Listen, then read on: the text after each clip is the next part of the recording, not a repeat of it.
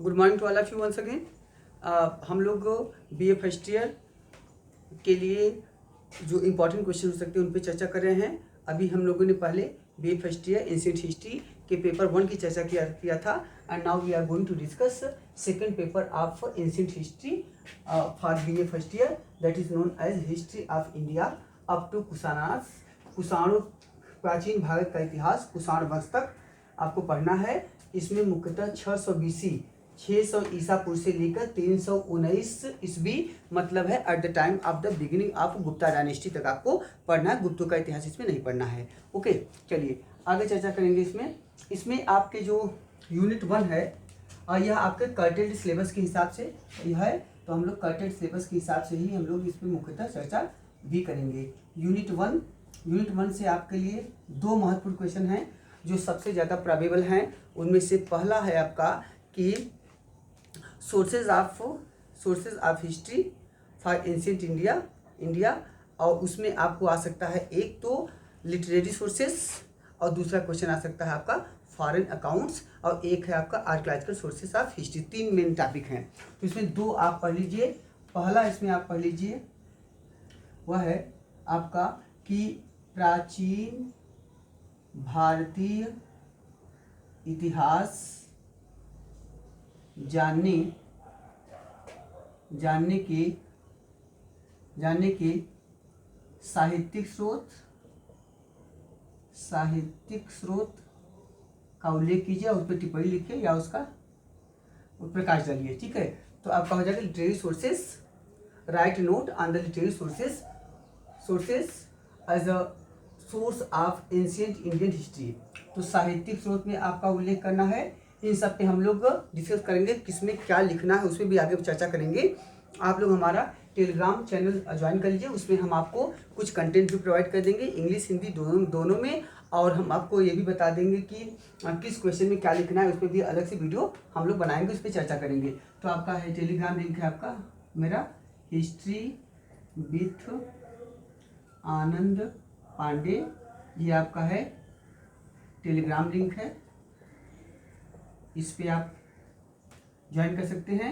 और अगर आप चाहें तो हमको व्हाट्सएप भी कर सकते हैं 93 36 52 52 18 पे। ठीक है, तो वहाँ पे आप यहाँ से कर सकते हैं, तो आपको बहुत सारे मैटर मैं प्रोवाइड करा दूंगा। ओके, चलिए तो दूसरा क्वेश्चन देखिए, एक सेम क्वेश्चन उसको पढ़ लीजिएगा साहित्यिक स्रोत, और दूसरा आप पढ़ लीजिएगा कि भारतीय इतिहास जानने के विदेशी स्रोत foreign accounts as a source of Indian history. तो इसमें हो जाएगा कि आपका प्राचीन भारतीय इतिहास जानने के विदेशी स्रोत जो फॉरेन अकाउंट्स हैं, ये भारतीय इतिहास के किस तरह से स्रोत हो सकते हैं, चाहे उसमें आपके सिकंदर से पहले हो, सिकंदर के बाद हो, सिकंदर के समकालीन हिस्टोरियंस हो, चाहे उसमें कर्टियस होंगे, आपके स्ट्रैबो होंगे, डियोडोरस होंगे, प्लिनी होंगे, प्लूटार्क होंगे, जस्टिन होंगे, ये सब आएंगे। इसमें आपके मेगास्थनीज होंगे, उसके बाद फिर आपके फायान होंगे, और ये सब आपको मुख्यतः लिखना है, लेकिन 319 ईस्वी तक ही लिखना है, उसके बाद का आपको उसमें नहीं लिखना है। ओके, तो हम लोग इस पर चर्चा करेंगे कौन कौन से आ सकते हैं, कौन से चीनी हिस्टोरियंस होंगे, चाइनीज हिस्टोरियंस, कौन से आपके यूनानी ग्रीक हिस्टोरियंस होंगे, ये सब की चर्चा करेंगे। तो 2 महत्वपूर्ण क्वेश्चन है, आप 2 पढ़ लीजिए, 2 में से 101% लिखा जाएगा। तीसरा आपका है पुरातात्विक स्रोत है, लेकिन उसकी कोई जरूरत आपको नहीं है, 2 ही पढ़ लीजिए। ओके, चलिए यूनिट 2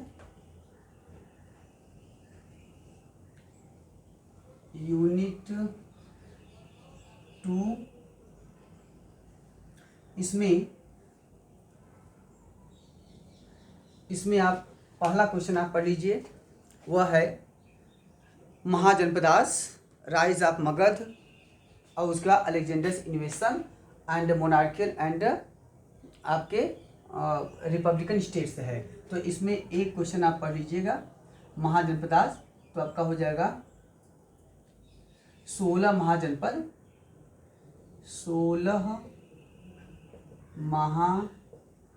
महाजनपदों का उल्लेख कीजिए।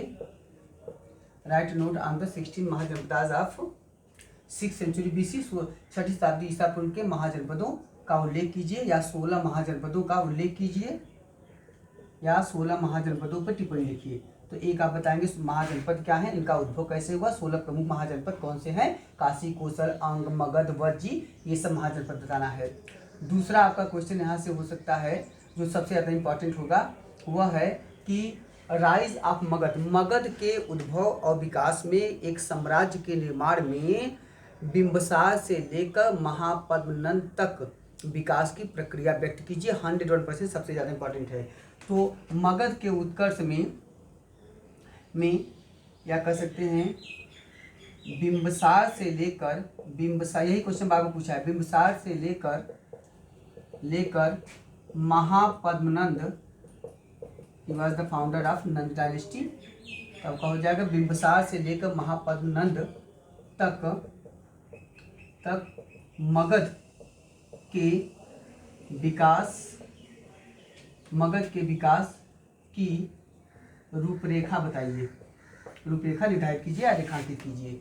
तो मगध के विकास में बिंबसार का क्या योगदान था, अजातशत्रु का क्या योगदान था, उदयन भट्ट का क्या योगदान था, उसके बाद आपके कालाशोक क्या थे, उसके बाद आपका यहाँ पे शिशुनाग ने क्या योगदान दिया, और फिर महापद्मनंद तक, यहाँ तक बताइए। ये सबसे ज़्यादा इंपॉर्टेंट है। और तीसरा क्वेश्चन अगर आप पढ़ना चाहें तो एक और बेहतरीन क्वेश्चन है, वो है भारत पर सिकंदर का आक्रमण और उसका प्रभाव। भारत पर सिकंदर का आक्रमण तथा उसका प्रभाव, ठीक है। इन्वेशन, Sikandar, Alexander's इन्वेशन and its impact on India. तो ये आपका हो जाएगा Alexander's इन्वेशन and its impact on India. ये सबसे इंपॉर्टेंट क्वेश्चन भी है। यहाँ से आप 3 क्वेश्चन पढ़ सकते हैं। उसके बाद तो है आपका रिपब्लिकन स्टेट्स है, मोनार्कियल सिस्टम है, बट इसमें से आपका काम हो जाएगा।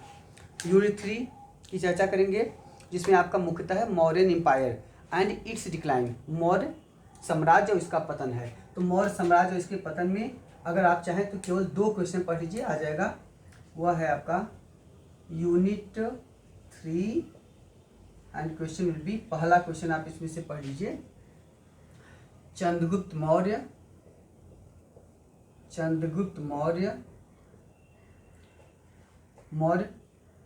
के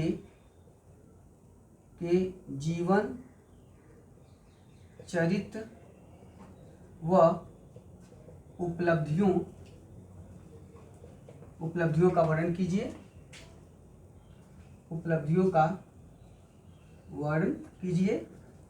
ठीक है। Right a note on the life and achievements of Chandragupta Maurya. ये सबसे इंपॉर्टेंट क्वेश्चन है। और दूसरा अगर आप यहाँ से पढ़ना चाहें तो एक पढ़ लीजिएगा, अशोक के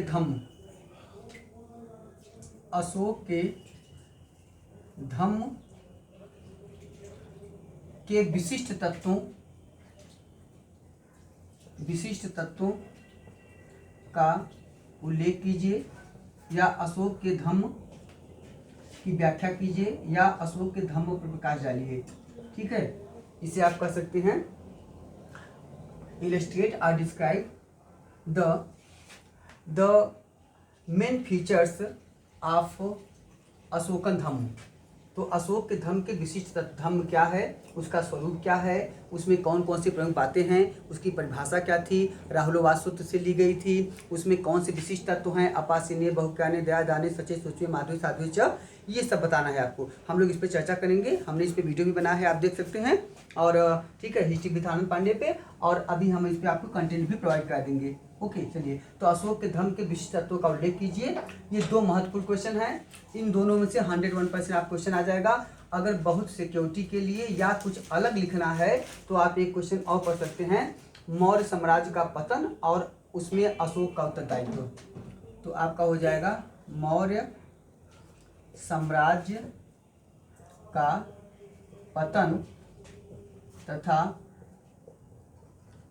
अशोक का उत्तरदायित्व, या इसको ऐसे आएगा कि अशोक के उत्तरदायित्व के विशेष संदर्भ में मौर्य साम्राज्य के पतन के प्रमुख कारणों का उल्लेख कीजिए। ठीक है, तो अब आपको आ जाएगा कि throw light throw light on the decline of Mauryan empire with special reference to the responsibility of Ashoka. हाँ, तो अशोक का उसमें क्या ओनर्स था उसके संदर्भ में, ये भी बहुत बेहतरीन क्वेश्चन है, तो आपका अच्छा कंटेंट हो सकता है। यूनिट 4 की चर्चा करेंगे। यूनिट 4, चलिए यूनिट 4 में आपका जो क्वेश्चन होगा महत्वपूर्ण वह है, इसमें आपका है पॉलिटिकल फ्रेगमेंटेशन, आपका है फ्रॉम 200 BC टू 300 AD। मतलब है आपका कि जो 200 ईसा पूर्व से लेकर 300 ईस्वी के बीच में जो राजनीतिक विखंडन की प्रक्रिया आई, जो डिसेंट्रलाइजेशन ऑफ पावर हुआ, जो मौर्यों के समय सेंट्रलाइजेशन ऑफ पावर था वो धीरे धीरे डिसेंट्रलाइज्ड हो गया, तो उस संदर्भ के उसके इतिहास पे चर्चा करना है। उसमें आपका है सातवाहन है, उसके बाद आपके शुंग डायनेस्टी है, और शक और सातवाहन स्ट्रगल है। तो इसमें 2 क्वेश्चन आप पढ़ लीजिए। एक है life and achievements of Gautami पुत्र सातकर्णी ऑफ सातवाहन डायनेस्टी। तो गौतमी पुत्र सातकर्णी के जीवन व उपलब्धियों का वर्णन कीजिए। उपलब्धियों का वर्णन कीजिए एक, और दूसरा पढ़ लीजिए आप पुष्यमित्र शुंग, आपके शुंग डायनेस्टिक है लेटर मॉडर्न फेज के, पुष्यमित्र शुंग के जीवन व उपलब्धियों का वर्णन,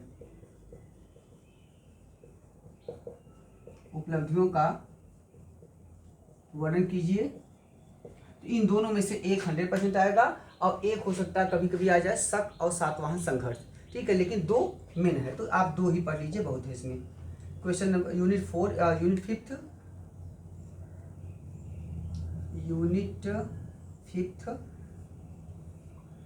इसमें से आपको देखिए, इसमें आपका है फॉरेन इन्वेशंस एंड डायनेस्टीज, जिसमें आपका है शक और कुषाण है। ओके, तो शक कुषाणास डायनेस्टी है। इसमें क्या कीजिएगा आप, इसमें आप 2 महत्वपूर्ण क्वेश्चन पढ़ लीजिए। एक है कनिष्क प्रथम की उपलब्धियों का उल्लेख कीजिए, या उपलब्धियों पर प्रकाश डालिए,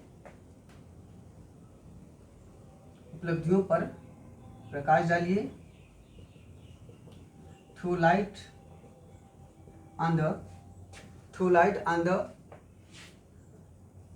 on the achievements of Kanishka first of Kushan dynasty. तो एक प्रकार से कह सकते हैं कि कनिष्क की जीवन और उपलब्धियों का वर्णन करना है। इसमें कनिष्क प्रथम की जीवन व उपलब्धियों का वर्णन कीजिए, उनका प्रकाश डालिए। और दूसरा क्वेश्चन है, पढ़ लीजिएगा आपका कनिष्क प्रथम के तिथि निर्धारण, कनिष्क प्रथम के तिथि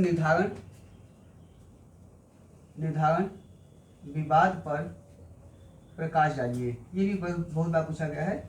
मतलब कनिष्क प्रथम की डेटिंग क्या है, what is the dating of the Kanishka first.